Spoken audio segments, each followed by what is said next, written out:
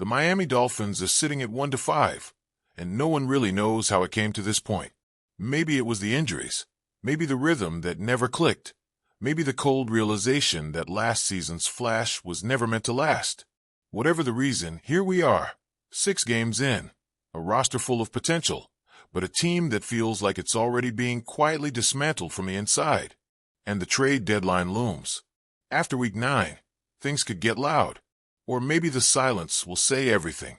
Week 7 brings the Cleveland Browns, a matchup that should, by all accounts, be winnable. On paper, at least. If they manage to scrape through that one, they'll stand at 2-5, still breathing, technically alive. But everyone can sense it, something's shifting in Miami. Even if they beat Cleveland, the writing's on the wall. It's not about this one game anymore. It's about what comes next. About whether this team decides to fight for the faint hope of a turnaround or start packing bags and making calls. And here's where the tension thickens. Reports have already tossed out a few names. Jaelan Phillips, Bradley Chubb, Jalen Wright. Pieces of the roster that could fetch value if the front office decides to sell. But lately, something heavier has been floating through the rumor mill, something that hits closer to the core. According to Connor Hughes of SNY.TV, a star offensive weapon might be quietly available. The kind of player you don't expect to hear in trade talks. The kind of name that makes fans stop scrolling for a second. Jalen Waddle. Apparently, the New York Giants are lurking, their confidence suddenly inflated after a massive win over the Philadelphia Eagles. They want a receiver, someone to tilt games back in their favor. And Hughes reports that among the names on their short list, Waddle stands near the top. The idea alone feels off. A player that electric, that young, already being mentioned as trade bait? But that's how fragile things have become in Miami. Waddle's 26. He's in his prime. He's that receiver who can stretch the field and make defenders backpedal before the snap. He's supposed to be part of the long-term plan. But there's that new $84.75 million extension hanging around his neck, heavy and complicated. Trading him isn't easy, not financially, not emotionally, not in any sense that makes simple football logic. Yet the Giants seem to be sniffing around anyway. Hughes wrote it plainly. Chris Olave Saints, Jalen Waddle Dolphins, and Jacoby Myers Raiders are among the top potential targets. Straightforward, almost casual, but the next line carried more weight. The challenge with acquiring Olave or Waddle lies in persuading their current teams to part ways. So what does that mean? How much persuasion are we talking about? Draft picks, money, internal reshuffling, desperation from ownership. It's the kind of storm that brews quietly until it suddenly consumes everything. And if Miami really did part with Waddle, it wouldn't just be a trade. It would be an admission, a confession that the rebuild has already started. Even if no one wants to say it out loud. Especially now, with Tyreek Hill gone for the year and possibly part of 2026, the receiver room looks like a skeleton crew. Without Waddle, it would collapse completely. Malik Washington and Nick Westbrook-Ikine, those are the next men up. Not bad players, not by any stretch, but neither has cracked 70 yards in a single game this season. You trade Waddle and what's left? Who stretches the field? Who bails out the offense when it sputters? It's like taking the oxygen out of the room and asking everyone to breathe normally. And that's why the idea feels insane.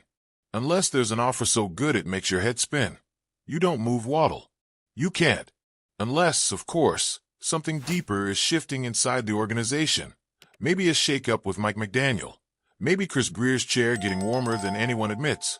If those two were to be replaced, then all bets are off. New regimes always want their own pieces, their own fingerprints.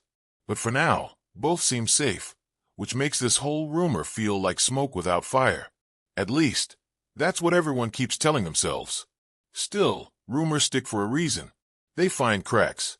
They echo because there's always a little truth hidden inside. Look at Waddle's numbers this season. 29 catches, 390 yards, 3 touchdowns. Not bad. Not great either. But good enough to remind everyone what he's capable of when things click. His best year came in 2022. 75 receptions, 1,356 yards, 8 touchdowns. He was unstoppable then, the perfect complement to Tyreek Hill. Together, they were supposed to be untouchable, a duo built to terrify defenses. Trading Waddle would mean more than losing production. It would mean breaking that image, ending the idea that Miami's offense was built for speed and danger. It would signal something bigger, that the Dolphins are no longer clinging to what they built over the past few seasons, that they're ready to burn it down. It's hard not to think about the emotional side of it. Fans have been patient, maybe too patient.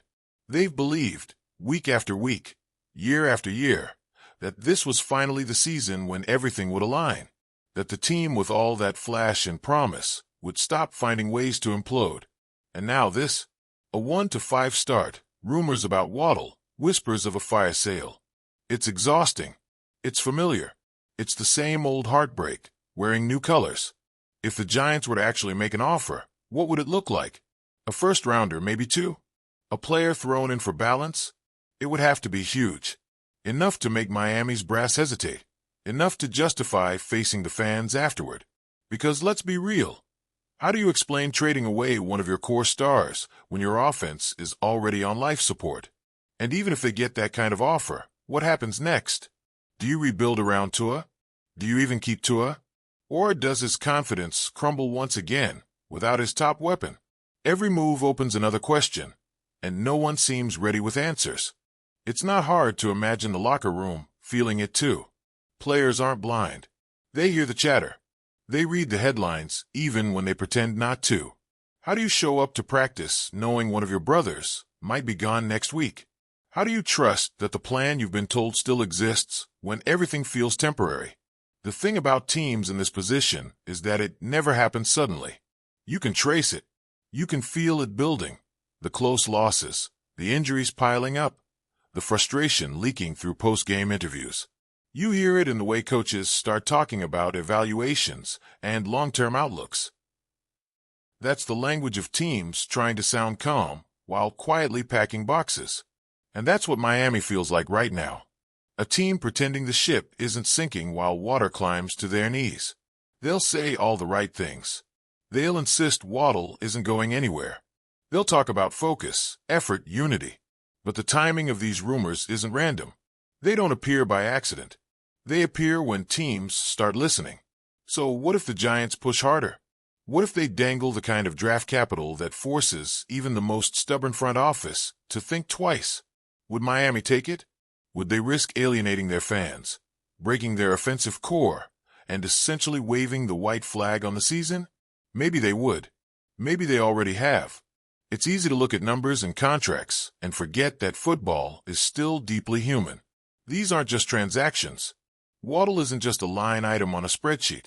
He's a heartbeat in that locker room, a player who's fought through injuries, built chemistry, carried the load when defenses locked downhill. Trading him would ripple through every corner of the organization. Yet this is the NFL. Every story has a sharp edge. Loyalty lasts only as long as production justifies it. Coaches get fired. Stars get traded. Teams start over. Maybe this is just the Dolphins' turn again, another reset, another painful cycle dressed up as strategy. The irony is that even if the trade doesn't happen, the idea of it already changes everything. Once a rumor like that hits the air, something shifts. Fans start doubting. Players start wondering. Even if Waddle stays, the thought that he could have been moved lingers. And that's sometimes worse than the trade itself. Maybe this all fades after week 9. Maybe the Dolphins win a couple games, quiet the noise, stabilize.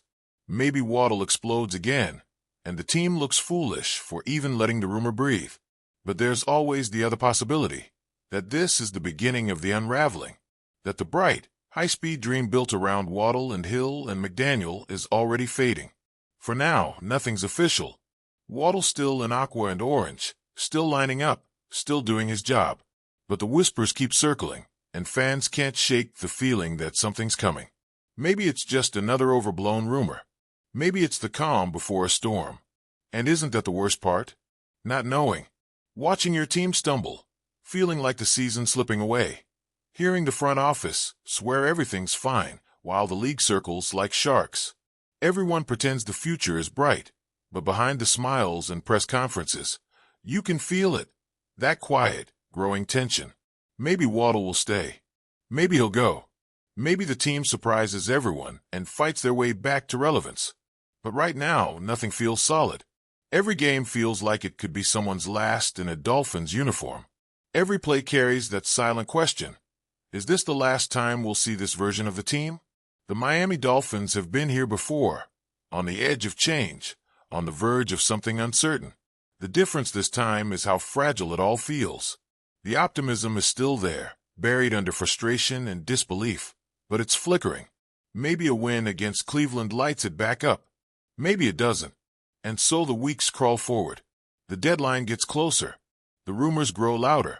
And somewhere inside Hard Rock Stadium, the future is already being decided, even if no one's ready to say it out loud.